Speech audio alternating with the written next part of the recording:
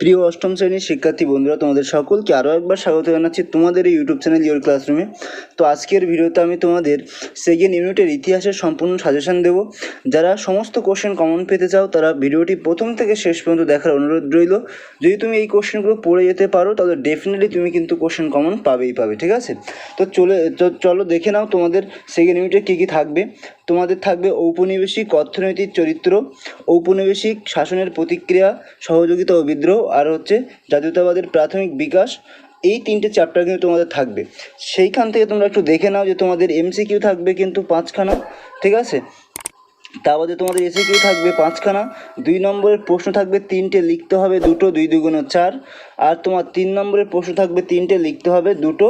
আর 5 নম্বরের থাকবে 3টে, লিখতে হবে 1টা। এই টোটাল হচ্ছে তোমাদের 25 নম্বরে কিন্তু পরীক্ষা হবে। সময় থাকবে তোমাদের কিন্তু 50 মিনিট, ঠিক আছে? তো আশা করি এটা বুঝতে পেরেছো, 3খানা চ্যাপ্টার থাকছে। তো এইবারে আমরা একটু দেখে নেবো প্রথমে চতুর্থ অধ্যায়, ঠিক আছে? ঔপনিবেশিক অর্থনীতির চরিত্র। এখান থেকে তোমরা প্রথমে 2 বা 3 নম্বরে কী কী প্রশ্ন পড়বে। প্রথমে সংজ্ঞা লেখো। সূর্যাস্ত আইন, পত্তনী প্রথা, মহাজনী ব্যবস্থা, মহলওয়ারি বন্দোবস্ত, কৃষির বাণিজ্যিকরণ, দাদন প্রথা, অবশিল্পায়ন, প্রজাসত্ব আইন, সম্পদের বহির্গমন, আমিনি কমিশন, রায়তওয়ারি বন্দোবস্ত। এইগুলোকে তোমার সংজ্ঞা লেখো, কী, কাকে বলে বা বলতে কী বোঝায়, এইভাবে দিতে পারে।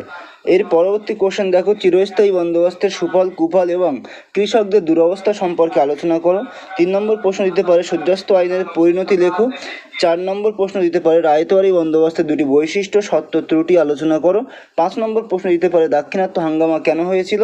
6 নম্বর প্রশ্ন দিতে পারে দেশীয় শিল্প অবক্ষয়ের 2টি কারণ ফলাফল আলোচনা করো। 7 নম্বর ভারতের রেলপথ প্রবর্তনের 2টি সুফল লেখো। 8 নম্বর ঔপনিবেশিক আমলে ব্যাংক ব্যবস্থায় কীভাবে বৈষম্য তৈরি করা হতো। 9 নম্বর প্রশ্ন রায়তওয়ারি ও মহলওয়ারি বন্দোবস্তের মধ্যে পার্থক্য লেখো। এর পরবর্তী যে কোশ্চেনগুলো আছে সেগুলো একটু দেখে নাও। প্রতিটি প্রশ্নের মান 5। এই অধ্যায় থেকে বাংলার কৃষক সমাজের উপর চিরস্থায়ী বন্দোবস্তের প্রভাব কেমন ছিল তা আলোচনা করো। 2 নম্বর প্রশ্ন রায়তওয়ারি ও মহলওয়ারি বন্দোবস্তের বৈশিষ্ট্য ও ফলাফলগুলি আলোচনা করো। 3 নম্বর প্রশ্ন ভারতের ব্রিটিশ ইস্ট ইন্ডিয়া কোম্পানির আমলে দেশীয় শিল্পের অবক্ষয়ের কারণগুলি আলোচনা করো। 4 নম্বর অবশিল্পায়ন বলতে কী বোঝো। ঔপনিবেশিক যুগে ভারতের উপর এর প্রভাব আলোচনা করো। 5 নম্বর ব্রিটিশ আমলে ভারতের রেলপথ নির্মাণের উদ্দেশ্যগুলি আলোচনা করো। 6 নম্বর ইংরেজ আমলে ভারতবাসীর দারিদ্র্যের কারণগুলি আলোচনা করো, ঠিক আছে? এর পরবর্তী কোশ্চেন দেখে নাও। তো বন্ধুরা, এর পরবর্তী কোশ্চেন দেখে নাও। পঞ্চম অধ্যায় থেকে আমাদের পঞ্চম অধ্যায় হচ্ছে ঔপনিবেশিক শাসনের প্রতিক্রিয়া, সহযোগিতা ও বিদ্রোহ। এই চ্যাপ্টার থেকে প্রতিটি প্রশ্নের মান 2 ও 3 দেখে নাও। প্রথম হচ্ছে সংজ্ঞা লেখো। সতীদাহ প্রথা, দামিনী কোহ, মুন্ডা উলগুলান, বারাসাত বিদ্রোহ, নীল বিদ্রোহ, মহারানীর ঘোষণাপত্র। 2 নম্বর প্রশ্ন দেখো, স্মরণীয় কেন ঝাঁসির রানী লক্ষ্মীবাই, তিতুমির, বিজয়কৃষ্ণ গোস্বামী, স্বামী বিবেকানন্দ, জ্যোতিরাও ফুলে, পণ্ডিতা রমাবাই, বিদ্যাসাগর, রাজা রামমোহন রায়, ঠিক আছে? এর পরবর্তী 3 নম্বর কোশ্চেন করবে ঔপনিবেশিক সমাজে কাদের মধ্যবিত্ত ভদ্রলোক বলা হতো। সতীদাহ প্রথার বিরুদ্ধে রাজা রামমোহন রায়ের ভূমিকার বিবরণ দাও। 5 নম্বর নব্যবঙ্গ বা ইয়ং বেঙ্গল কাদের বলা হয়। 6 নম্বর আলিগড় আন্দোলনের কয়েকটি বৈশিষ্ট্য, প্রধান উদ্দেশ্য, সীমাবদ্ধতা আলোচনা করো। এর পরবর্তী কোশ্চেন করবে সাঁওতাল বিদ্রোহের 3টি কারণ লেখো, গুরুত্ব লেখো। ফরাজি আন্দোলনের লক্ষ্য, বৈশিষ্ট্য, গুরুত্ব লেখো। 9 নম্বর নীল বিদ্রোহের প্রতি বুদ্ধিজীবী সমাজের প্রতিক্রিয়া কীভাবে প্রকাশ পেয়েছিল। 10 নম্বর মহারানীর ঘোষণাপত্রের মূল উদ্দেশ্য লেখো। এর পরবর্তী এই অধ্যায় থেকে আমরা 5 নম্বরের যে প্রশ্নগুলো আছে একটু দেখে নেব। তো 5 নম্বরের প্রথম প্রশ্ন হচ্ছে সমাজ সংস্কারের আন্দোলনে রাজা রামমোহন রায়ের অবদান আলোচনা করো। 2 নম্বর হচ্ছে নারী শিক্ষার প্রসারে ঈশ্বরচন্দ্র বিদ্যাসাগরের অবদান আলোচনা করো। 3 নম্বর সমাজ সংস্কারে ডিরোজিওর ভূমিকা আলোচনা করো। 4 নম্বর ব্রহ্ম আন্দোলনের মূল বক্তব্য কী ছিল, ব্রহ্ম আন্দোলনের সীমাবদ্ধতাগুলি উল্লেখ করো। 5 নম্বর নীল বিদ্রোহের কারণ ও ফলাফল লেখো। 6 নম্বর ওহাবি আন্দোলনের সংক্ষিপ্ত বর্ণনা দাও। 7 নম্বর 1857 মহাবিদ্রোহের রাজনৈতিক, সামাজিক, অর্থনৈতিক প্রত্যক্ষ কারণগুলি আলোচনা করো।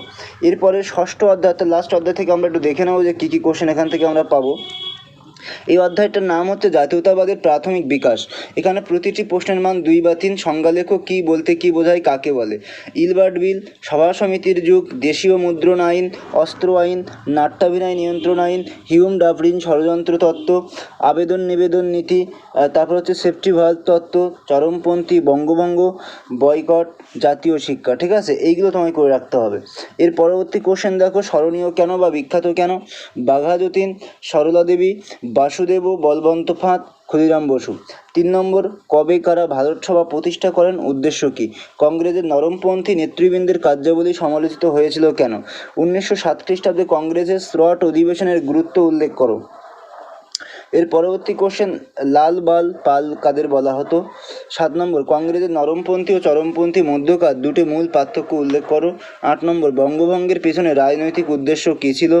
9 নম্বর, বিংশ শতকের প্রথম দিকে বাংলায় বিভিন্ন গুপ্ত সমিতি গড়ে উঠেছিল কেন? 10 নম্বর, মরলে মিন্টো সংস্কার আইনের উদ্দেশ্য কী ছিল? এর পরবর্তী কোশ্চেন দেখো, 5 নম্বরের প্রশ্নগুলো পড়বে। ইলবার্ট বিল বিরোধী আন্দোলন কি? এর গুরুত্ব কী ছিল? 2 ভারত সভা বা ইন্ডিয়ান অ্যাসোসিয়েশন প্রতিষ্ঠার উদ্দেশ্য কী ছিল? এটি কোন কোন প্রধান বিষয়ে আন্দোলন করেছিলেন? ভারতের জাতীয় কংগ্রেস প্রতিষ্ঠার পটভূমি আলোচনা করো। 4 নম্বর, কংগ্রেসের স্রট অধিবেশনের গুরুত্ব কী ছিল? 5 নম্বর, চরমপন্থী রাজনীতির উত্থানের মূল কারণগুলি কী ছিল? 6 নম্বর, লর্ড কার্জন কেন বাংলা ভাগ করেছিলেন এবং বঙ্গভঙ্গের প্রকৃত উদ্দেশ্য কী ছিল? 7 নম্বর, বঙ্গভঙ্গ বিরোধী আন্দোলন কেন প্রকৃত গণ আন্দোলন হয়ে উঠতে পারেনি?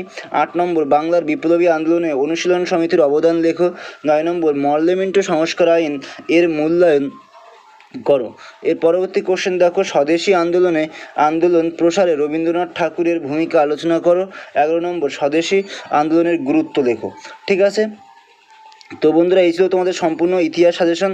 যারা এইগুলো করে যাবে তুমি কিন্তু ডেফিনেটলি পরীক্ষাতে কোশ্চেন কমন পাবেই পাবে। ঠিক আছে, তো বন্ধুরা, ভিডিও আর বেশি দীর্ঘায়িত করবো না। যদি ভিডিওটি ভালো লাগে অবশ্যই একটা লাইক করবে, কমেন্ট করবে, শেয়ার করে দিও বন্ধুদের সাথে। আর যদি তুমি আমার চ্যানেলে নতুন হয়ে থাকো অতি অবশ্যই চ্যানেলটিকে সাবস্ক্রাইব করে দিও। তো আজকের ভিডিও এই পর্যন্ত, দেখা হচ্ছে এরকম কোনো একটা ইম্পর্টেন্ট ভিডিওতে। ততক্ষণে সবাই খুব ভালো থাকবে। সবাইকে অনেক অনেক ধন্যবাদ।